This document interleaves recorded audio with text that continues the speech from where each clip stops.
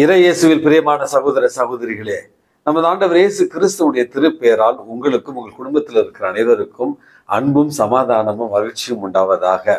அன்புமிக்கவர்களே, ஜூலை மாதம் 7ஆம் தேதி தாயாம் திரு அவை அருளாளர் மரிய ரொமேரோ மெனசிஸ் என்பவருடைய நினைவு நாளைத்தான் கொண்டாடுகிறது. இந்த அருளாளர் கத்தோலிக்க திரு அவையினுடைய இந்த வரலாற்றில் 20வது நூற்றாண்டில் வாழ்ந்த ஒரு புனிதியான வாழ்வை வாழ்ந்த அருளாளர், ஒரு சலேசிய அருட்சகோதரி, தொன்போஸ்கோவுடைய சலேசிய சபையினுடைய அருட்சகோதரி. இவர் பிறந்தது ஒரு சாதாரண நடுத்தர குடும்பம், நிகரகுவா என்று சொல்லப்படுகிற மத்திய அமெரிக்க நாட்டில்.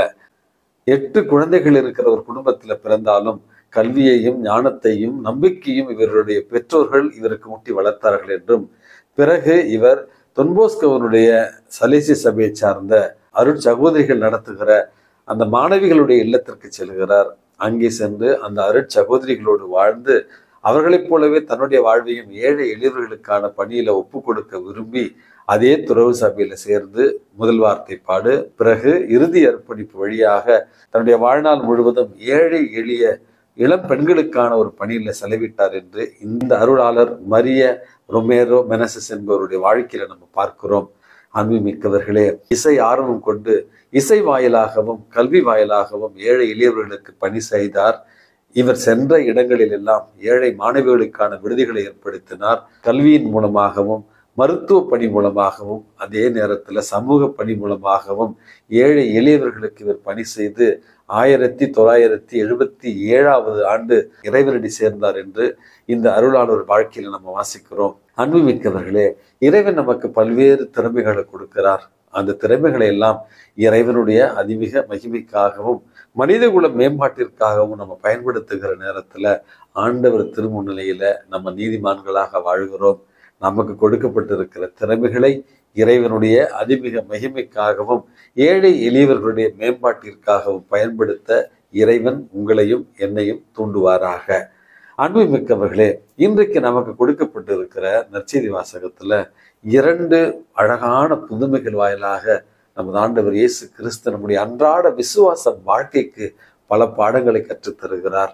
அன்புமிக்கவர்களே, ஜெய்ருஸ் என்று சொல்லப்படுகிற தொழுகை கூட தலைவன் இயேசுவிடத்துல வந்து தாழ்ந்து பணிந்து அவரிடத்துல தன்னுடைய மகள் இறந்து விட்டதாகவும் இயேசு வந்து அவளை ஆசீர்வதித்தால் அவள் உயிர் பெறுவார் என்று இறந்து போன தன்னுடைய மகளுக்காக நம்பிக்கையோடு சமுதாயத்துல ஒரு உயர்ந்த நிலையில இருக்கிற அந்த தொழுகை கூடத்தினுடைய தலைவன் இயேசுவிடத்துல வருகிறான்.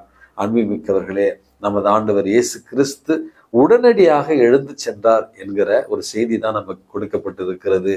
இந்த ஜெய்ருஸ் அவருடைய வீட்டிற்கு நமது ஆண்டவர் நடந்து சென்று கொண்டிருந்த நேரத்துல மற்றொரு புதுமை நிகழ்கிறது. 12 ஆண்டுகளாய் இரத்த போக்கினால் அவதியுற்று சமுதாயத்துல ஒதுக்கப்பட்டு மக்களால் இழிவாக கருதப்பட்ட ஒரு பெண்ணானவள் இயேசுவிடத்துல வந்து நேரடியாக தன்னுடைய தேவையை கேட்க மனமில்லாமல் தனக்குள்ளே சொல்லிக் கொள்கிறாள். இவருடைய ஆடையினுடைய நுனியை நான் தொட்டால் நான் குணம் பெறுவேன் என்று நமது ஆண்டவர் இயேசு கிறிஸ்துவிடத்துல அவருடைய அனுமதியே இல்லாமல் நம்பிக்கையோடு அவருடைய ஆடையினுடைய அந்த நுனியை தொடுகிறார். அவள் தொட்ட அடுத்த கணமே அவள் இன்றைக்கு நோயிலிருந்து விடுதலை பெறுகிறார். நமது ஆண்டவர் இயேசு கிறிஸ்து அந்த பெண்ணை பார்த்து, அம்மா, உம்முடைய விசுவாசம் உன்னை குணப்படுத்தியது என்று சொல்லுகிறார். அன்புமிக்கவர்களே, இன்றைக்கு இந்த 2 பேருமே தங்களுக்கு தேவையான ஆசீர்வாதத்தை பெற்றுக் கொள்கிறார்கள். அவர்கள் இருவரிடத்திலும் நாம் கற்றுக்கொள்ள வேண்டிய முதல் பாடம் என்பது நம்பிக்கை.